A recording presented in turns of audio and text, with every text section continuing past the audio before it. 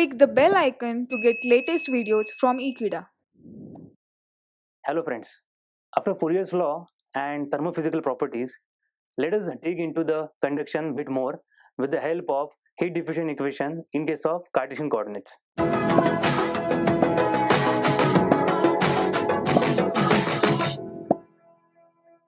Now let us see how to derive the heat diffusion equation in case of Cartesian coordinates.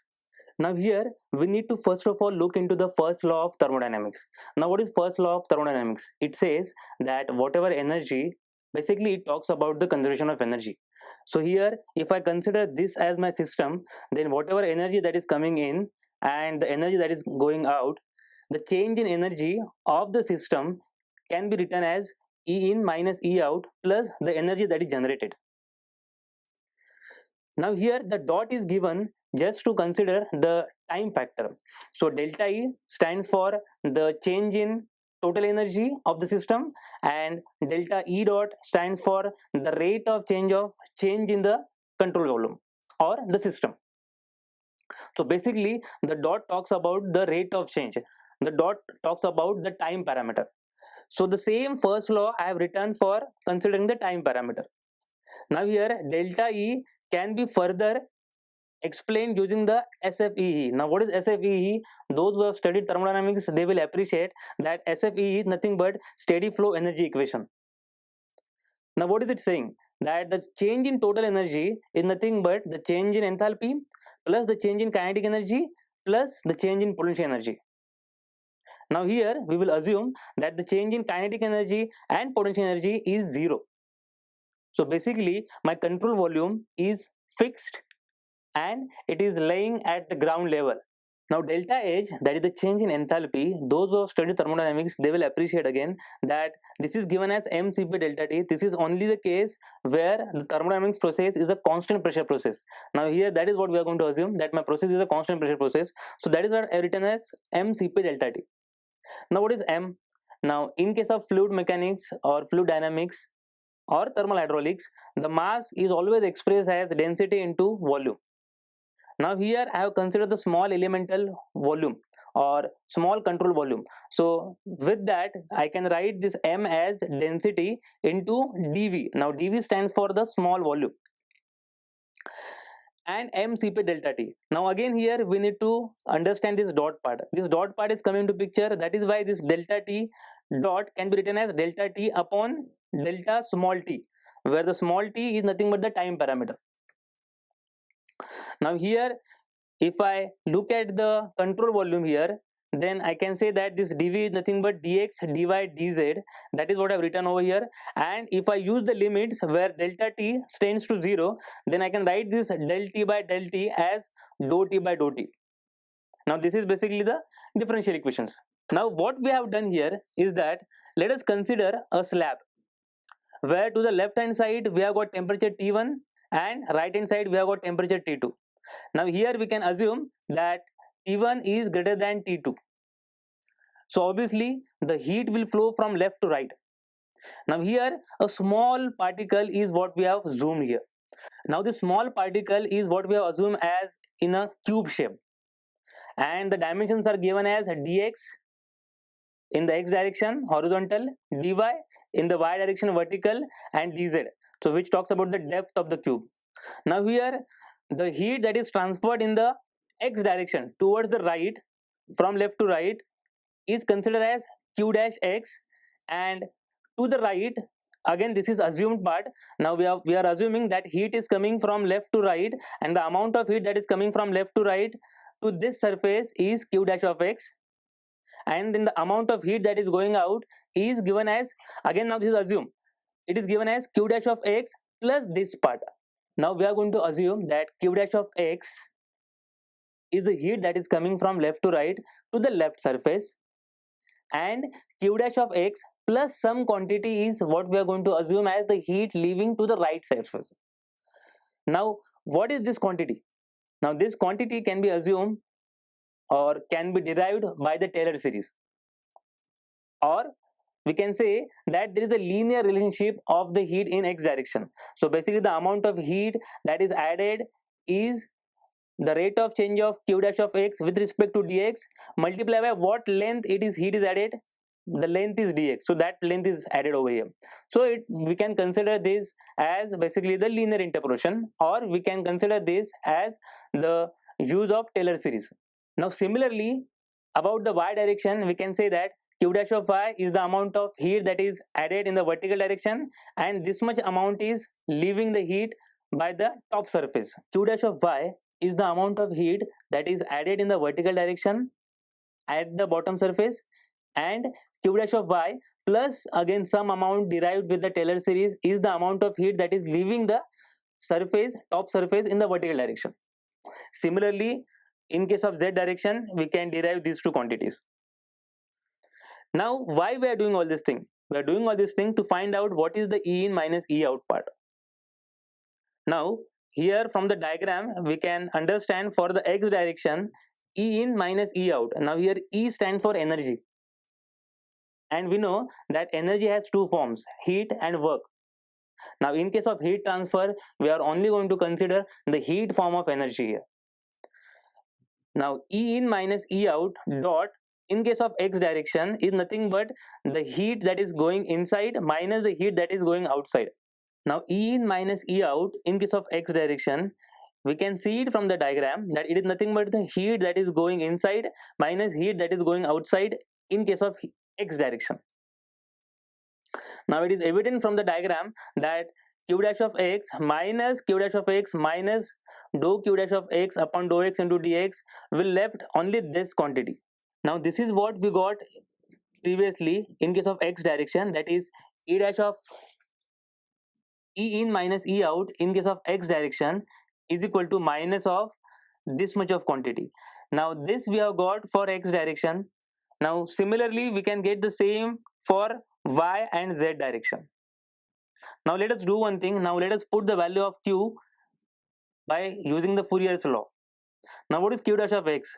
It is given as minus kx ax into dt by dx. Now again this is by Fourier's law. Now what is ax? Now ax is nothing but the cross sectional area in case of x direction. Now this can be seen using the previous diagram. Now this part over here, the shaded part, is nothing but ax. Now it is seen that this ax is nothing but dy into dz. Now if I put these parameters in the previous equation, I am going to left with this equation, that is dou by dou x, and this quantity is this entire quantity I am going to put. This minus sign is going to cancel out. So we are left with dou by dou x kx into dou t by dou x dy dz, and outside the bracket we got dx. Now here we are going to assume that my control volume, which we have assumed previously, is fixed, means it is not moving, that we have seen the delta Ke was 0 previously, and it is non-deforming. Now what do you mean by non-deforming? The non-deforming means the value of x, y and z, they are fixed. The x does not depend on y, and so it does not depend on z. So if this is my assumption, then I can say that dy dz no longer depends on x. So what we can do is we can take these two quantities outside the differential.